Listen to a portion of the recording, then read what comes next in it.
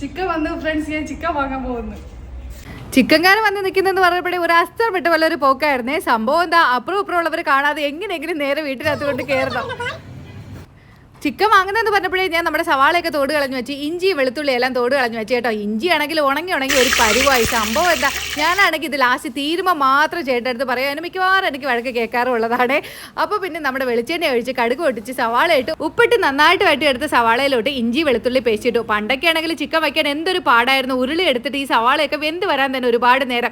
ഇതിപ്പോൾ കുറച്ച് ചിക്കൻ ആയതുകൊണ്ട് കുക്കറിലാകുമ്പോൾ ചെടപടയെ നഗ റെഡിയാവുകയെ. പിന്നെ മുളക് പൊടി ഞാനൊരു 5-6 സ്പൂൺ മുളക് പൊടിയും 4 സ്പൂൺ മല്ലിപ്പൊടിയും ഇട്ട് നന്നായിട്ട് ഇളക്കി എൻ്റെ പച്ചമണം മാറിയതിന് ശേഷം പകുതി തക്കാളിയും കിഴങ്ങും, ഞാനിപ്പോൾ കുറച്ച് ചിക്കനെ ഉള്ളതുകൊണ്ട് കിഴങ്ങും കൂടി ഇട്ട് അഡ്ജസ്റ്റ് ചെയ്യുന്നതേ ഉള്ളേ.